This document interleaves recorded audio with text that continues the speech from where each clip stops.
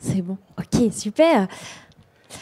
Eh bien, bonjour à toutes et à tous. Soyez les bienvenus pour cette table ronde qu'on a intitulée bien consciemment « Il n'y a pas que le bail dans la vie ». Nous allons vous faire découvrir les nouveaux modèles contractuels qui secouent l'immobilier tertiaire. Alors jusqu'ici, vous le savez tous, le marché de l'immobilier d'entreprise est drivé par le bail traditionnel à loyer fixe sur 3, 6 ou 9 ans. Mais on le sait, la transformation du monde du travail ces dernières années rend de plus en plus souvent ce modèle inadapté. Et puis, bien sûr, à ça se rajoute en parallèle l'augmentation des taux d'intérêt et des coûts. Donc, ça rend les emprunts encore plus difficiles pour réinvestir. Et on le sait, le marché immobilier est en berne depuis l'été dernier. Alors, on va découvrir ensemble que l'innovation dans l'immobilier d'entreprise peut passer par la transformation de la gestion locative des bureaux. C'est un sujet assez nouveau, c'est pour ça qu'on vous a tous convoqués aujourd'hui pour venir prendre un maximum d'informations sur les tout nouveaux modèles contractuels durant cet événement organisé par Wojo. Alors, moi, j'aurai le plaisir d'animer cette table ronde et d'adresser toutes les questions que vous vous posez à nos 3 intervenants à qui je vais tout de suite demander de se présenter. Et à mes côtés, Thibaut Delamain, directeur général Head of Asset Management chez AG Real Estate France. Thibaut, c'est à vous. Bonjour à tous, merci Nathalie. AG Real Estate est la filiale de la première compagnie d'assurance belge. On gère donc le patrimoine de la compagnie d'assurance et aujourd'hui on a 6,5 milliards d'actifs sous gestion. C'est du bureau, c'est du commerce, c'est de la logistique et on a la particularité d'être également promoteur pour des programmes tertiaires et résidentiels. On intervient évidemment en Belgique et en France où on a une équipe de 20 personnes. On est très sensible à ces sujets du bureau de demain et ravi de pouvoir échanger aujourd'hui sur ce thème passionnant qui n'en est qu'à ses débuts. Exactement, on est ravis aussi de vous accueillir. Et à vos côtés, Thibaut, nous avons Vincent Evenou, directeur de l'Asset Management chez Kizrem.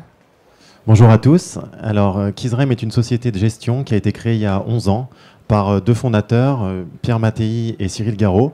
C'est une société indépendante de gestion de fonds. Donc, on crée pour nos clients des fonds d'investissement avec des stratégies différentes. Qui sont liés évidemment à l'immobilier, soit par la détention directe, soit par l'exploitation. Donc, petite introduction au thème qui va nous occuper aujourd'hui. Et donc, on gère des fonds pour le compte de nos clients. On a 1,5 milliard sous mandat aujourd'hui et on est discrétionnaire dans la gestion de nos fonds. Merci Vincent. Et enfin, Ashok Balabhaskaran, passionné de coworking, il est directeur du développement chez Wojo. Bonjour, déjà bravo, tu as réussi à dire Balabhaskaran. Je me suis entraîné 50 fois. Super, top. Je suis contente. Écoutez, merci. Donc moi je suis Ashok, je m'occupe du développement chez Wojo. Et Wojo maintenant, Wojo et Mamaworks, il faut le dire maintenant, puisqu'on a récupéré la licence de marque auprès de Ennismore pour développer également cette marque. Aujourd'hui Wojo, c'est 18 sites, à peu près 100 000 m² et 300 spots dans les hôtels. Voilà. Très bien. Est-ce que je suis OK sur les slides ? Je ne vois pas ce qui passe. Il y a ta tête à choc. On est bon. Alors, on va passer à la suite. On va démarrer ensemble. Et pour commencer, il est important de bien décrypter le nouveau monde du travail post-Covid. On va récapituler les changements majeurs qui guident la vie et les besoins des entreprises aujourd'hui. Le plus gros changement qui a eu le plus gros impact est bien sûr la généralisation du télétravail. Ça nous amène à une réduction des temps de trajet au profit d'autres occupations, d'une autre organisation personnelle aussi. À côté de ça, on a le sujet du lien social qui a beaucoup évolué. Il est très affecté par cette distance. La vie interne de l'entreprise et le contact avec les collaborateurs et collègues sont réduits, avec un sentiment d'isolement assez partagé. La notion de service est devenue très importante. Les services apportés aux salariés sont devenus un prérequis de la marque employeur, mais d'autant plus complexe à maîtriser avec la distance du télétravail. Alors, la crise, on le sait, elle a juste accéléré ces évolutions qui étaient déjà en cours. Et face à cette nouvelle donne, face aux mètres carrés délaissés et inutilisés, l'émergence des tiers-lieux est très marquée et continue son déploiement. Et puis, dernier point, c'est sur les aspects sociétaux et environnementaux qui ont pris une ampleur inédite, avec une grande sensibilité à la cause environnementale, partagée par les nouvelles générations qui sont les plus intransigeantes, mais pas que. Et donc, on a une exigence qui est accrue envers des entreprises engagées avec un fonctionnement et des bâtiments à faible impact. Voilà pour les grandes tendances à retenir du nouveau monde du travail, des attentes des salariés, le tout accompagné, on le disait et on le sait, par l'inflation et l'augmentation des taux d'intérêt. Donc c'est quand même une sacrée équation, c'est pas simple. Alors j'ai une première question qui va s'adresser à Thibaut et Vincent. Comment est-ce que tous ces changements se traduisent en tant qu'investisseurs sur le marché du tertiaire ? Alors j'aime bien le terme, les mètres carrés inutilisés qui doivent maintenant se réinventer. À l'origine, effectivement, les services, le lien social qui doit s'opérer dans les bureaux, qui s'est développé à travers le coworking, s'est développé plutôt dans les centres-villes, les lieux où il y avait déjà beaucoup de demandes et où les utilisateurs ont été de plus en plus convaincus par l'intérêt d'avoir tous ces services dans les immeubles. Mais on est maintenant déjà dans cette deuxième phase où les immeubles de seconde main ou de périphérie, eux, n'ont pas bénéficié aussi rapidement que dans les centres-villes du développement de ces services et doivent en bénéficier aujourd'hui. Et en tant qu'investisseur, dans Paris, dans des grandes métropoles françaises et régionales, c'est assez facile maintenant de se dire le bureau opéré, le coworking, tout ce qui est flex office est bien installé dans le centre-ville et il faut le déplacer maintenant vers les zones un peu plus difficiles. Et c'est sur cet aspect-là que, en tant qu'investisseur, il y a un vrai challenge parce que les entreprises qui sont en périphérie, sur des immeubles de seconde main, doivent trouver une certaine attractivité à leurs locaux. Les loyers ne sont pas forcément pratiqués de la même manière qu'en centre-ville. Et la vraie valorisation de ces espaces n'est pas évidente. Et l'apport de services, l'apport de flexibilité, à mon sens, va permettre d'apporter un nouveau modèle, une nouvelle valorisation des surfaces, pour répondre, évidemment, aux besoins des utilisateurs qui doivent remplir les immeubles, et aux besoins des investisseurs qui doivent continuer à maximiser la valeur de leurs actifs. Donc moi, c'est surtout sous cet angle-là que je vois l'évolution aujourd'hui de ce modèle. Très bien. Merci Thibaut. Et de votre côté, Vincent Chéquiz, REM ? Alors nous, ce qu'on constate, c'est qu'il y a, par rapport à toutes ces évolutions économiques et ces incertitudes, il y a des questionnements chez les grands utilisateurs et c'est ce qui explique que dans les marchés des grands espaces, il y a un fort ralentissement de la demande placée. En revanche, ce qu'on constate aussi, c'est que dans les régions où nous sommes extrêmement exposés, sur des surfaces un peu plus petites, il y a toujours une forte demande de la part des utilisateurs. Alors ce qu'on constate aussi, c'est que vous avez toujours les entreprises qui ont un raisonnement un peu classique et qui ont un besoin stable de mètres carrés et qui ont une activité finalement stable. Donc les grandes entreprises du passé, qui sont en place depuis longtemps, continuent de consommer les mètres carrés de la même manière.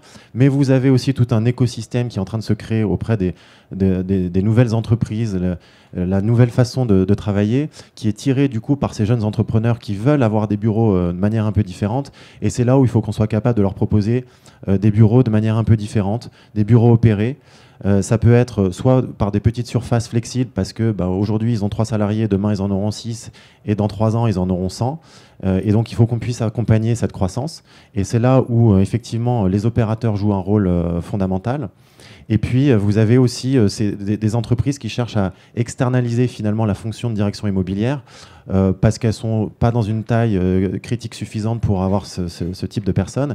Et c'est là où aussi les opérateurs apportent du service et apportent cette capacité à gérer des problématiques immobilières. Et ça nous intéresse. Et du coup, pour comprendre ces problématiques, on a cherché à travailler du coup avec beaucoup d'opérateurs, et en premier lieu Wojo et MamaWorks, pour comprendre vraiment le besoin des utilisateurs et accompagner au quotidien le besoin du plus grand nombre d'entreprises parce que les besoins sont variés. Alors on va parler de ces collaborations, mais un peu de teaser encore.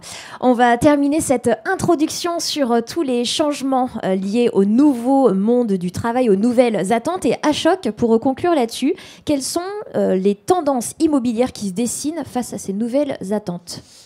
Je vais peut-être faire un petit résumé de ce que vous aviez dit finalement, mais comme vous le savez, chez Wojo, on a des entreprises qui partent de la start-up jusqu'à des grands groupes. On vient récemment de signer avec une filiale de LVMH qui vient de prendre 350 postes sur notre dernier site de Montparnasse, ce qui permet d'avoir un regard assez large sur les besoins de demain.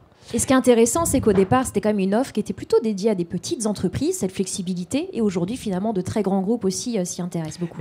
Exactement, et c'est là où on voit la mutation de ce marché. Et c'est assez intéressant pour des opérateurs comme nous, parce qu'on se dit finalement, il y a une place à faire auprès des investisseurs comme vous, et créer une nouvelle offre. C'est ce qu'on va voir tout à l'heure, le classique qu'on a connu, le bail, etc. Donc là où on a fait une enquête récemment avec Wojo, on voit que je vous ai mis les critères importants aujourd'hui dans l'immobilier, donc c'est l'attractivité. Comme vous le savez, beaucoup d'entreprises se posent encore la question de savoir comment on fait revenir les salariés au bureau et quels sont, tu l'as dit tout à l'heure, les services qu'on doit mettre à disposition pour qu'ils reviennent. Comme vous le savez, Wojo, on est une joint venture Bouygues Immobilier et Accor, et donc la notion d'hospitality est très importante dans notre ADN, et ce qui fait aussi qu'on arrive à promouvoir cela auprès de nos membres. Très bien. Merci à tous les trois. Alors maintenant qu'on a vu les tendances majeures de l'immobilier d'entreprise et qu'on a bien entendu les besoins de flexibilité, de services, de modularité des espaces, Thibaut, chez AG Real Estate, est-ce que vous diriez qu'un modèle de bail commercial traditionnel à loyer fixe sur 3, 6 ou 9 ans, est-ce qu'avec ça, on arrive aujourd'hui à répondre pleinement aux attentes des entreprises et de leurs salariés ? Alors, il n'y a pas de raison qu'on n'y réponde pas, parce qu'aujourd'hui, c'est la principale demande des entreprises, c'est la flexibilité. C'est toujours difficile pour un propriétaire d'avoir un utilisateur qui reste finalement qu'un an ou un peu plus dans un bâtiment, mais s'il a tous les services qui sont adaptés, il sait qu'il peut jouir de surfaces supplémentaires, qu'il peut moduler finalement les surfaces qu'il utilise, il aura plutôt tendance à rester dans les surfaces. Et donc le modèle flexible, avec le temps, je pense, aura un grand intérêt, parce que on se rendra assez rapidement compte que la durée d'utilisation des locaux, même avec un bail flexible, reviendra assez rapidement à des durées proches des baux classiques 3-6-9. Donc il y a un vrai intérêt, à mon sens, à mettre en place ce type de pratique. D'accord. Et par rapport à l'inflation, la hausse des coûts aussi, quelle est votre vision sur les contrats à mettre en place pour pouvoir relancer le marché ? Alors, on a un certain nombre d'acteurs qui sont capables de packager finalement les offres auprès des utilisateurs. C'est une des réponses effectivement intéressantes. Les services qui sont associés à ces packages permettent de maintenir une relation relativement saine avec les utilisateurs, pour éviter de voir ces utilisateurs souffrir de hausse de loyer ou d'indexation un peu importante, et de niveau de charge parfois très élevé. Très bien. Vincent, de votre côté, alors vous avez commencé à en parler tout à l'heure, on va revenir sur les 2 contrats que Keysrem a signés en partenariat avec Wojo et Mamaworks, des contrats très différents de ceux qu'on connaît jusqu'ici.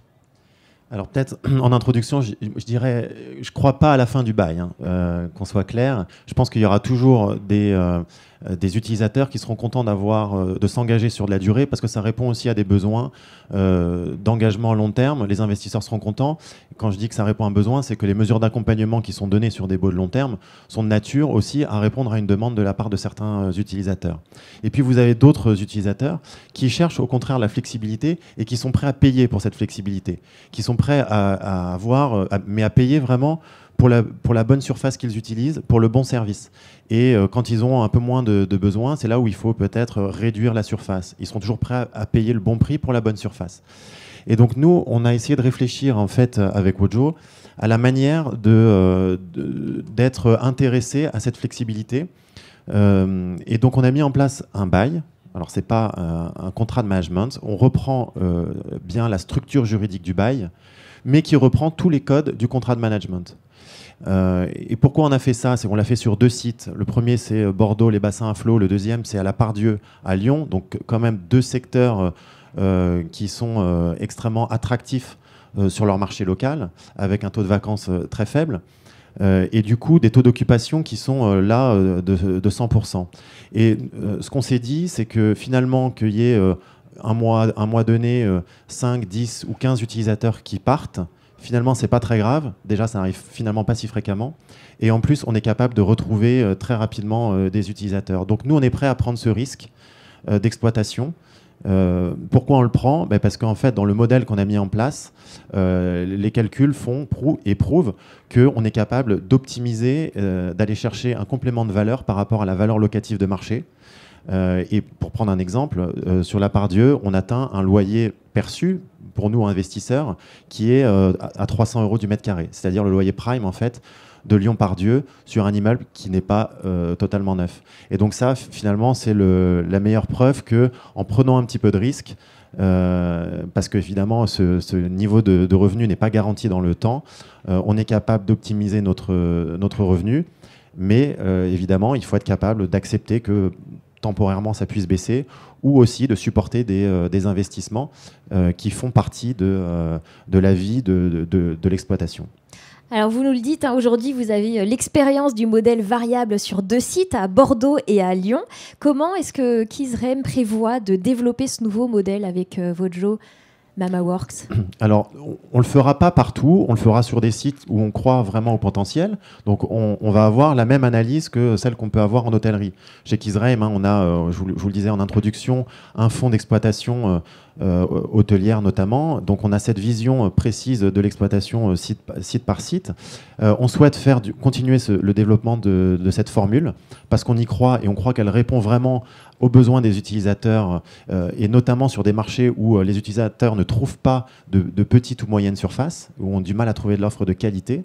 Donc ça, on continuera de le faire et ça se traduit finalement sur les principales métropoles, Paris et les principales métropoles de région, et sur les cœurs de marché, donc sur les marchés, sur les premiers secteurs tertiaires de chacune de ces métropoles. Et si on peut le faire, et bien évidemment, on continuera ce développement. Très bien. Merci déjà, c'est un bon signe de confiance et je trouve que c'est intéressant quand même qu'on puisse enfin donner des chiffres et que ça vienne d'un investisseur bailleur pour qu'on arrive à montrer aussi la performance que peut créer un opérateur dans ces immeubles-là. J'ajouterai peut-être deux petits points. Je pense que la notion de service, comme on a dit tout à l'heure, est très importante, mais beaucoup de gens se disent mais c'est quoi les services? Parce qu'on a l'impression que c'est tick the box à chaque fois qu'on crée un immeuble. Mais en fait, on se rend compte que ça ne sert à rien de mettre des services si on ne sait pas les opérer derrière. Et il faut créer de la vie, il faut créer de l'animation. Et ça, bien sûr, je prêche pour ma paroisse, mais je trouve qu'il faut les laisser auprès des professionnels pour le faire. Et d'où notre rôle dans ce métier. Je voulais juste rajouter un petit point, c'était aussi la partie service, mais en chiffres. Comme tu disais tout à l'heure, on se rend compte que 25% du chiffre d'affaires qui a été créé sur le site de Bassin à Flon vient uniquement de la partie servicielle. Donc tout ce qui est salle de réunion, les événements privés, la restauration, voilà, toute cette partie-là. Et donc ça montre justement comment on arrive à toucher ces loyers prime par rapport à un loyer marché, parce que c'est les revenus complémentaires qui font qu'on arrive à aller au-delà des performances du marché. Alors, on a parlé du modèle variable. Est-ce que, Ashok, tu peux nous présenter comment est-ce qu'il est structuré, ce modèle? Quel est le schéma de gestion pour qu'on comprenne bien? Vous l'avez à l'écran, en fait. Bon, comme disait Vincent, c'est assez simple. On a repris le bail commercial. À la différence près... alors, c'est pas celle-là. Hop, c'est celle-là. À la différence près, c'est que la clause loyer a été structurée d'une manière différente. Et donc... sans dévoiler forcément tout le contenu. Mais l'idée est assez simple, c'est que vous avez Kizem qui est le propriétaire qui a signé avec nous un bail full variable et nous-mêmes signons des contrats de prestation de services avec nos clients de tous les jours qui occupent sur une temporalité différente. Et en contrepartie, on reverse la totalité de nos revenus à Kizrem et on se rémunère sous forme de fees, donc 2 types de fees, des fees de gestion et des incentives en fonction de la performance. Voilà, assez simple. Alors, Oui, comme ça dit, c'est un peu simple, mais c'est vrai qu'on s'est un peu cassé la tête quand on a rédigé la clause. Alors, juste qu'on s'entende bien sur la notion de variable, c'est pas un pourcentage du chiffre d'affaires comme on peut le voir dans le commerce, dans les baux commerciaux. C'est vraiment la reconstitution d'un résultat d'exploitation qui nous pousse aussi, et c'est ça qui nous intéresse, à comprendre la structure d'exploitation de l'opérateur et d'être évidemment intéressé au chiffre d'affaires et d'être intéressé à la maîtrise des charges. Et en fait, cette compréhension de la maîtrise des charges nous permet aussi, sur les baux classiques, de mieux discuter avec nos locataires qui eux-mêmes gèrent leur propre compte de résultat. Et voilà, je pense que, je ne sais pas s'il y a des directeurs immobiliers dans la salle, mais je serais très content de t'entendre de dire enfin que les propriétaires reviennent les voir, pas après avoir signé le bail, mais au quotidien. Et c'est très important, justement, parce que nous-mêmes avons un métier où on a besoin de satisfaire nos clients finaux. Et donc, le fait d'avoir un rapport très rapproché avec les locataires et les bailleurs en termes de économie de coûts, surtout en ce moment, énergie ou même la maintenance des équipements, c'est extrêmement important. Et ça, on le voit que ça marche bien quand on est main dans la main. Alors on va continuer notre exploration des modèles alternatifs, des modèles contractuels alternatifs aux baux classiques. On a vu le modèle variable et on va en découvrir un autre, je crois, à Choc. Exactement. Alors, effectivement, on en a signé un autre, donc là, pour le coup, le management contract, qui est plus ou moins issu du secteur hôtelier, qui existe depuis des années dans le secteur hôtelier, mais on l'a adapté au bureau. On l'a signé avec une famille, la famille Turon à Paris, rue de Calais dans le 9e, pas loin de Saint-Lazare. Et donc, on a mis en place cette structure que vous voyez à l'écran, donc la société... la SCI a créé aussi, la SCI qui détient les murs. La famille a également créé une société d'exploitation qui a, pour le coup, donné un management contract à Wojo. Et en contrepartie, nous, on lui reverse un loyer. Et la société de gestion a signé un bail avec la SCI. Voilà. Et bon, en l'occurrence, pour la famille Turon, il y a aussi des optimisations fiscales à faire dans ce modèle-là, et c'est souvent ce qui drive un peu le marché aujourd'hui dans les management contracts, c'est on peut réduire l'assiette de l'IFI pour certains propriétaires privés. Très bien. Thibaut et Vincent nous ont donné quelques chiffres tout à l'heure de résultats. T'en as quelques chiffres là-dessus sur le management contract ? Écoutez, ce qu'on sait aujourd'hui, c'est que notre site rue de Calais, il est quasiment plein, on est à plus de 90%, et on arrive à fournir plus 10 à 15% du loyer marché. Très bien. Alors, maintenant qu'on sait qu'il existe donc ces modèles alternatifs contractuels au baux traditionnel, le modèle variable, le management contract, Thibaut et Vincent, en tant que propriétaires, quelle est la plus-value de switcher sur un modèle variable, c'est-à-dire à partage de valeur ? Qui commence ? Thibaut ? Alors, je ne l'ai pas mis en place comme Vincent, mais c'est des discussions qu'on a régulièrement avec des experts qui viennent donner une valeur à nos actifs. On anticipe ces sujets depuis un certain nombre d'années. Un expert est habitué à capitaliser des revenus locatifs futurs certains. Et là, tout le principe même de ce qui est variable est en partie incertain. Mais pour autant, ça fonctionne déjà dans l'hôtellerie où les managing contracts opèrent déjà. Donc les experts sont habitués à ce type de modèle. C'est juste que pour l'instant, ils ne sont pas suffisamment finalement communs dans le monde tertiaire pour que ça devienne une habitude de la part des experts. Mais ils sont pour autant habitués à modéliser ce type d'approche.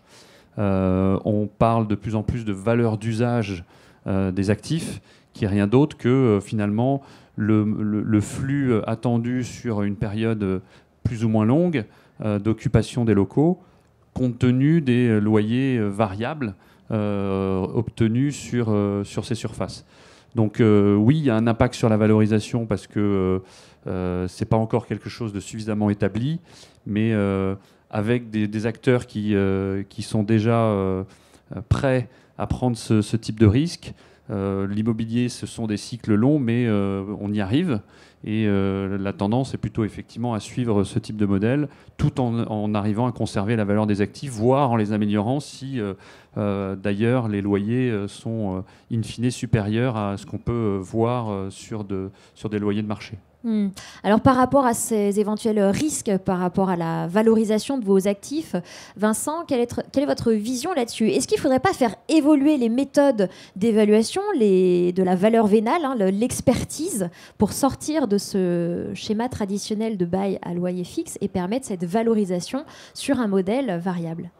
Alors, en effet, je vous avoue qu'on a eu des discussions. On a fait transpirer nos experts, en fait, quand on leur a communiqué le bail qu'on avait signé, parce qu'évidemment, ça les a un peu perturbés sur la manière de valoriser les actifs pour lesquels on a mis en place ce contrat. Ils ont l'habitude d'avoir un loyer minimum garanti à capitaliser. Les investisseurs, de la même manière, parce que d'ailleurs, si on voulait vendre ces actifs en termes de liquidité, ça pose question. En fait, je pense que le raisonnement qu'on a eu, c'est finalement un immeuble de bureau, il vaut sa valeur locative de marché. Aujourd'hui, on a mis en place des contrats. Si ces contrats n'existaient pas, on le louerait à la valeur locative de marché. Alors, bien entendu, je vous ai pris l'exemple de 300 € à Pardieu. Je pense que n'importe quel expert ne capitalisera pas 300 € à un taux de marché. Et nous-mêmes, on s'y attend pas.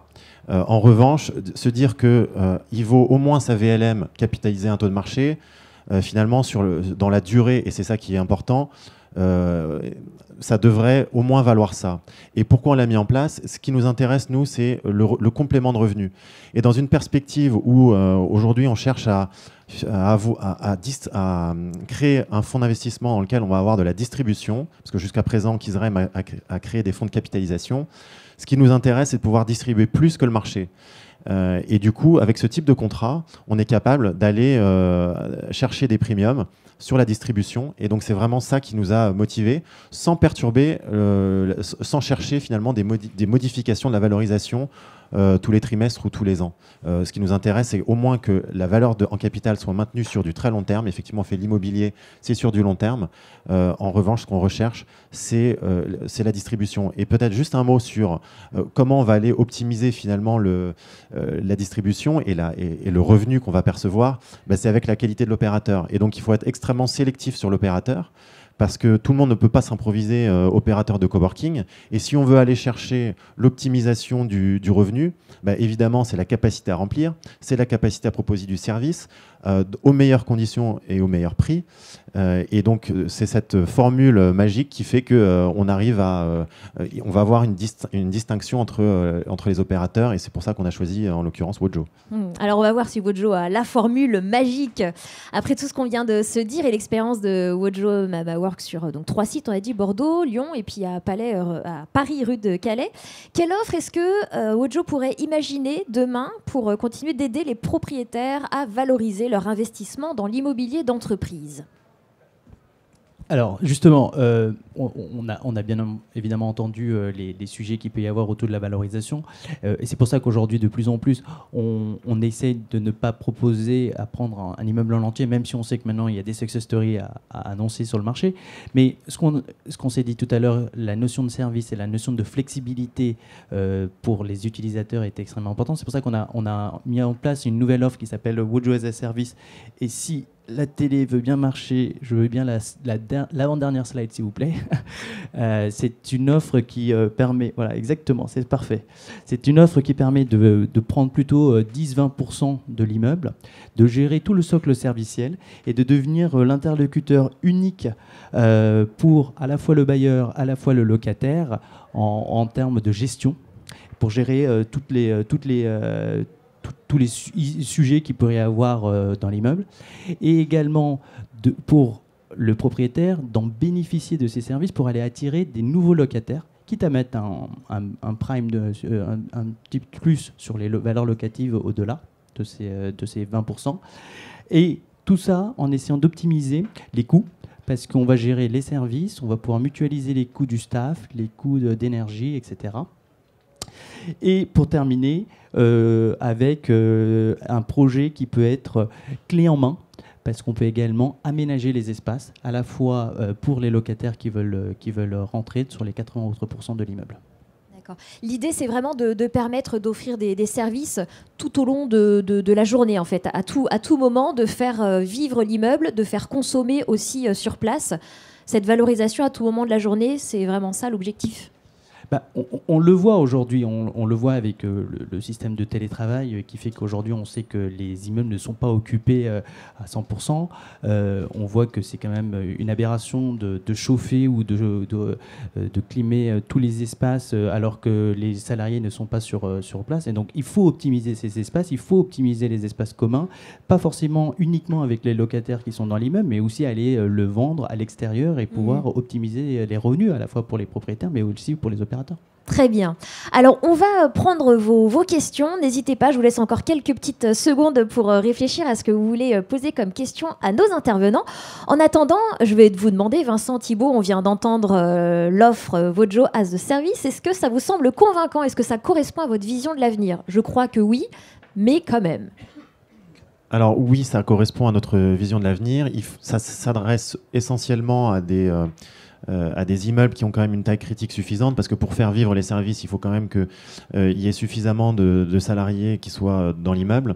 En tout cas, assurément, nous on le constate sur Bordeaux, l'immeuble est très ouvert sur l'extérieur, et cette porosité entre les occupants permanents de l'immeuble et les occupants ponctuels qui passent et qui ont envie de s'arrêter, prendre un café, travailler, et qui finalement connaissent cette proposition de service, c'est très intéressant et ça permet un complément de revenu très évident. Et moi, je pense que c'est la continuité logique du coworking qui s'est lancé il y a quelques années. Je crois que j'ai jamais entendu un utilisateur de coworking dire qu'il n'était pas content d'aller travailler dans un espace de coworking. Donc les opérateurs ont su faire cette transformation et elle est en train d'évoluer encore un peu différemment parce que effectivement les espaces de coworking n'utilisent plus 100% nécessairement d'un immeuble, mais les utilisateurs ont besoin toujours de ces services et d'apporter un complément dans un immeuble entre des utilisateurs qui sont peut-être là pour du très long terme, des utilisateurs qui sont là sur des périodes un peu plus courtes. C'est une continuité tout à fait logique. Donc on adhère parfaitement à ce principe. Il y a des localisations qui sont plus propices que d'autres, avec des immeubles plus accessibles. Je rejoins ce que disait Vincent sur ne serait-ce que la taille. Mais pour autant, petit à petit, un utilisateur qui a 500 mètres carrés ou un qui a 4-5 000 mètres carrés, ils ont tous les deux besoin de ces services et ils trouveront tous les deux leur compte à cet égard. Donc on ne pourra plus dans quelques années ou même quelques mois faire l'impasse sur ce type de service pour les utilisateurs parce qu'ils en sont demandeurs, tout simplement. Exactement, c'était vraiment le constat qu'on faisait dès le début sur les nouvelles attentes des entreprises et de leurs salariés. Alors je vous invite maintenant à poser toutes vos questions sur ces nouveaux modèles alternatifs au bail traditionnel. Alors profitez-en. Donc Thibault Delamain pour AG Real Estate, Vincent Yvenou pour Kizrem et puis Ashok Balabaskaran pour Vojo. Qui souhaite poser une question? Oui, monsieur. Bonjour, vous m'entendez?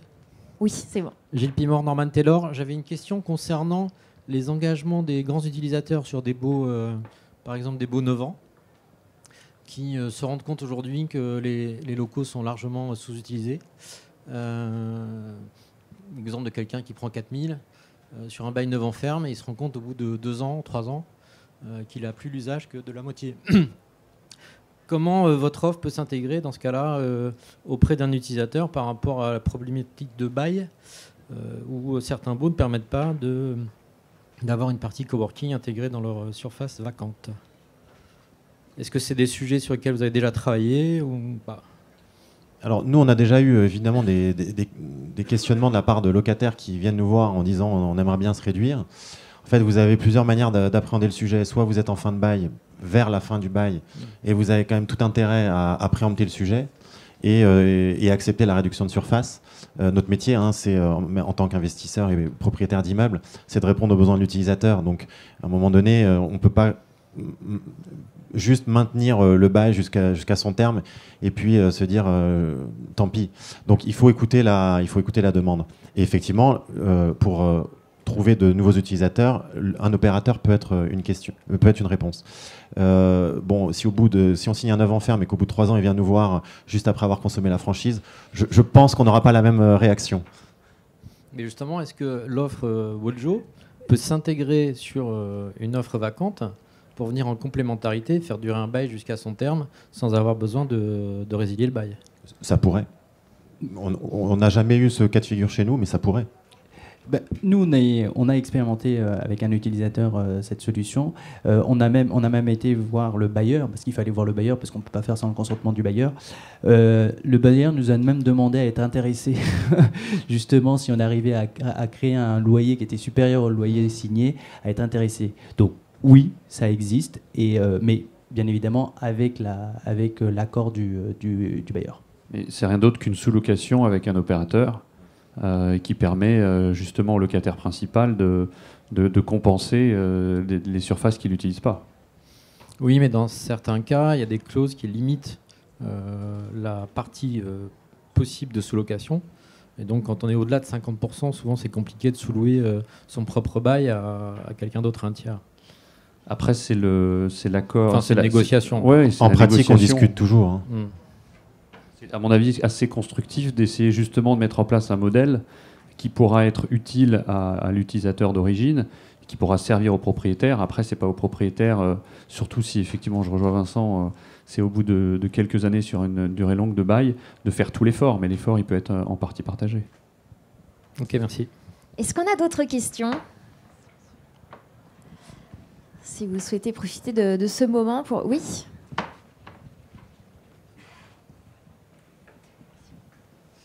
Bonjour, Adrien Béranger, La Française.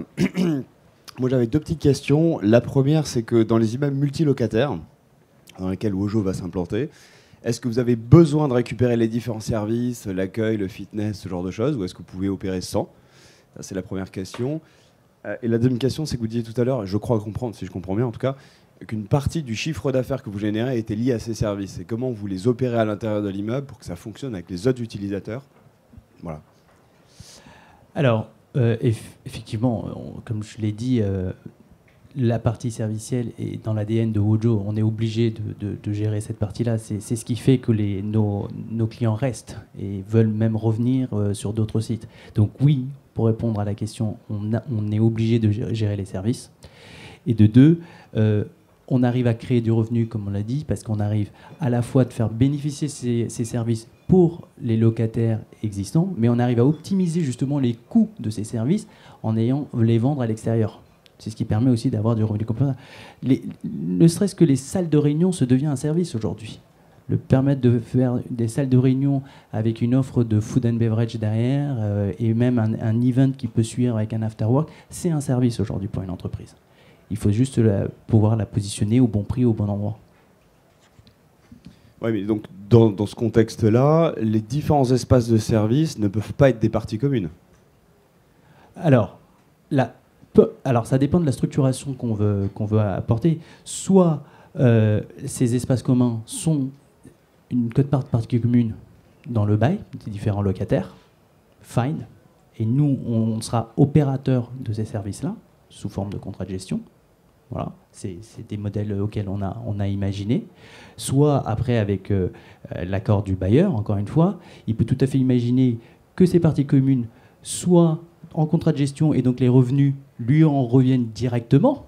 Et donc on arrive à réduire les cotes par partie commune pour le locataire et donc l'immeuble devient plus attractif. Et donc ça veut dire que le loyer peut être aussi augmenté parce qu'il sait pourquoi il paye son loyer, puisque les parties... Bon, on le connaît, hein, les immeubles haussmanniens où il y a 15-20% de parties communes, et on sait que historiquement, sans me fâcher avec qui que ce soit, bien évidemment, on payait du loyer plein pot alors qu'on ne savait pas si on utilisait ces services ou pas.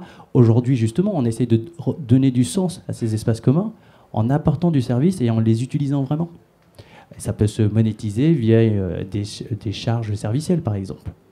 Les modèles peuvent être différents et en fonction de la demande du propriétaire. Merci. D'autres questions ? Oui. Ralgua Christian, Citrus, foncière Citrus. Alors, ça s'intègre facilement avec des espaces de bureau. Est-ce que vous avez des expériences sur des lieux plus inédits ? Le retail n'est pas forcément inédit, mais je ne sais pas, des endroits auxquels on penserait moins facilement. Galerie marchande, vous dites par exemple ? Oui. Alors, on n'a pas encore testé dans les galeries marchandes. Par contre, l'offre Wojo as a Service ou Mama as a Service, peu importe, ça sera en fonction de la localisation et de la marque qu'on voudra mettre sur l'immeuble. Elle peut s'intégrer effectivement avec une destination bureau, mais on pourrait l'imaginer plutôt aussi dans une destination hôtellerie, par exemple, et donc on arrive à créer des immeubles mixed-use avec plusieurs destinations possibles, et donc aussi mutualiser les coûts, les services, etc.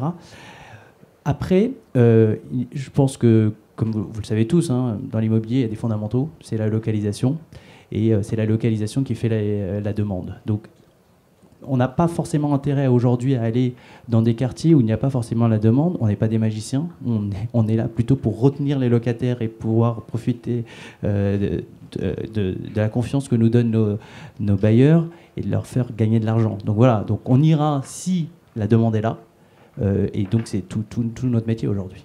Il y a quand même des exemples de centres commerce. Enfin, j'ai au moins en tête un centre commercial dans lequel il y a un opérateur de coworking qui a pris des espaces, hyper centre-ville.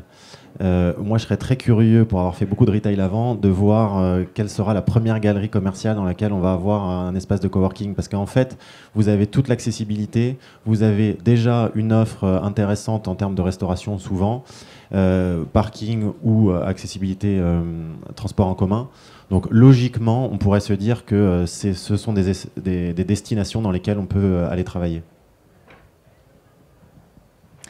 Très bien. Est-ce que vous avez d'autres questions que vous souhaitez poser à Thibaut, Vincent ou à Choc ?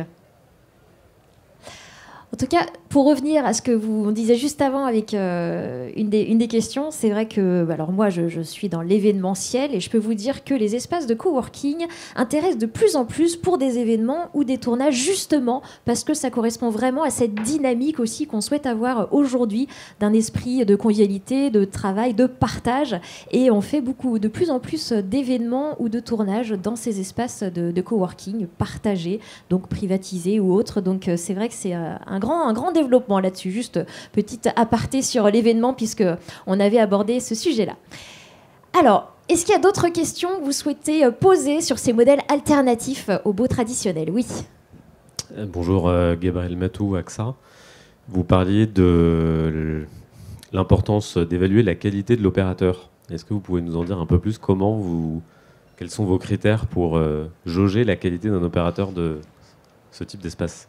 Alors, je pense qu'il y a quand même déjà la taille, le nombre d'actifs sous gestion. Ça, c'est un vrai critère. En fait, on se rend compte que pour pouvoir remplir, il faut aussi une plateforme commerciale. Il faut donc une force commerciale pour entretenir les prospects, hein, parce qu'il y a quand même une forte demande et pour transformer, ça ne se fait pas tout seul. Donc, il y a la force commerciale, il y a la qualité du reporting et la gestion financière. Parce que par rapport au modèle qu'on a défini tout à l'heure, hein, sur lequel je ne reviens pas, mais on est quand même intéressé sur le résultat d'exploitation. Donc, il faut qu'on puisse rentrer dans la compréhension de ce qui est facturé, de la manière dont c'est géré. Donc il y a aussi une qualité de reporting qui est extrêmement importante. Déjà, avec ces 3 critères, vous avez largement sélectionné les opérateurs. Alors, moi, j'ajouterais, si tu permets, Vincent, c'est un métier où l'humain est hyper important, finalement. Donc, la manière également dont l'opérateur gère ses salariés, les forme. C'est un métier où beaucoup de personnes viennent de l'hôtellerie, c'est important, et ça, il faut le vérifier, il faut pouvoir s'en assurer. Ça, c'est un premier point. Et deuxième point aussi, la façon dont il entretient et il maintient aussi les équipements qui lui sont mis à disposition, qu'il doit faire vivre. Quelle est sa vision aussi des services ? Est-ce qu'il peut les faire évoluer dans le temps ?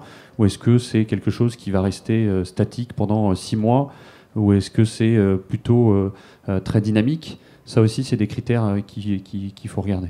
Et ça, vous arrivez à les encadrer d'une certaine manière ? Il y a des KPI qui peuvent être mis en place assez facilement. Il y a beaucoup de choses à écrire. Et si l'opérateur a peur de ces KPI, c'est qu'il y a déjà un problème. Si il pense que c'est du bon sens à mettre en place et à essayer de créer une dynamique et d'échanger, c'est comme avec n'importe quel locataire avec qui vous avez envie d'avoir une relation saine, avec qui vous avez de plus en plus besoin de discuter de sujets ESG, environnementaux. On a l'annexe environnementale qui existe depuis des années, mais combien de bailleurs ont réalisé des rendez-vous réguliers avec leurs locataires pour discuter de vrais sujets environnementaux dans leurs immeubles ? ça va devenir de plus en plus important maintenant avec les réglementations des critères tiers et la taxonomie européenne, mais on va devoir s'y mettre de plus en plus, et c'est pareil sur la façon d'aborder les services. Merci à tous pour vos questions. Juste avant de se quitter, j'aimerais inviter Stéphane Ben-Simon, CEO de Wojo et MamaWorks, pour vous dire un petit mot de conclusion. Stéphane, je vous laisse mon micro. Merci infiniment, merci à tous. Merci à Thibaut, Vincent, à toi Nathalie et à Choc qui a organisé tout ça. Merci à vous toutes et tous d'être venus, la qualité de vos questions.